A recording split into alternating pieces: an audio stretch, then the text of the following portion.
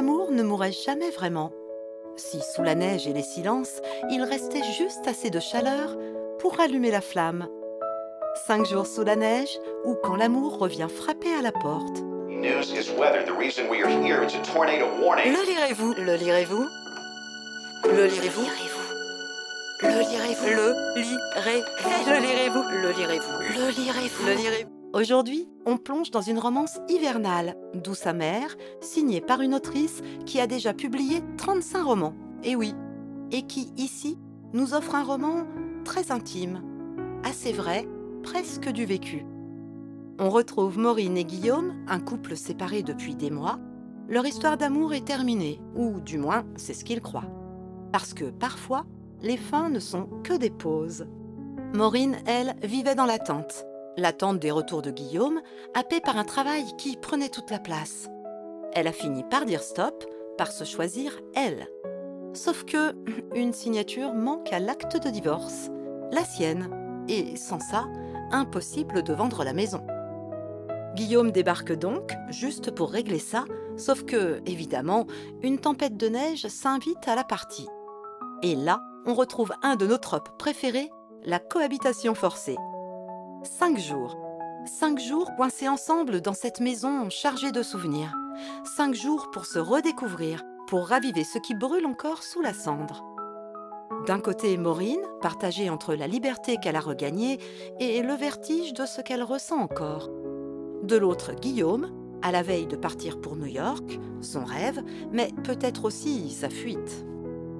Ce roman, c'est une histoire de seconde chance, de reconstruction, de ces amours qui laissent des traces indélébiles. On y parle de souvenirs, de complicité, de ces gestes et de ces silences qui en disent plus que 1000 mots. Et puis, il y a cette tension entre la haine et l'attirance, ce fil fragile entre « je t'en veux » et « je t'aime encore ». L'écriture, on la sent sincère. Il y a derrière ces mots une expérience vécue, une émotion vraie. Ce n'est pas une romance édulcorée, c'est une romance de vie, celle des adultes, celle de ceux qui ont connu les hauts, les bas, les regrets, mais aussi l'espoir. La plume est fluide, les dialogues sonnent justes, et le décor, le décor. La montagne enneigée, les fêtes de fin d'année, cette atmosphère feutrée où tout semble suspendu. C'est presque un cocon, un huis clos plein de tension et de tendresse à la fois. Et puis la fin, sans rien spoiler, fait un bien fou. Une vraie conclusion, douce et mature, à la hauteur de cette histoire.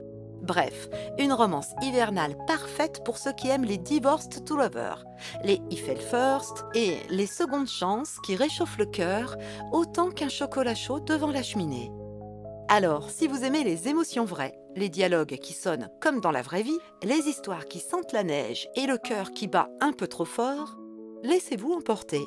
Une jolie découverte, pleine de réalisme, de nostalgie et d'amour, celui qu'on croyait perdu et qui revient parfois au détour d'une tempête. Une tempête pour souvenir d'Athéna Jacobs, sortie en grand format ce mois-ci aux éditions LL. Attention, format papier magnifique avec de très jolies illustrations à l'intérieur. Et évidemment, il existe en e-book. Et voilà, chronique terminée. Partagez, likez si vous avez aimé. C'est grâce à vous que ce podcast continue. La prochaine fois, je vous parlerai d'ailleurs des termes bien spécifiques à la romance. J'en ai évoqué certains qui peuvent peut-être vous sembler un peu flous si vous n'êtes pas habitué du genre. Promis, ça sort très vite. En attendant, prenez soin de vous et à bientôt. Ciao!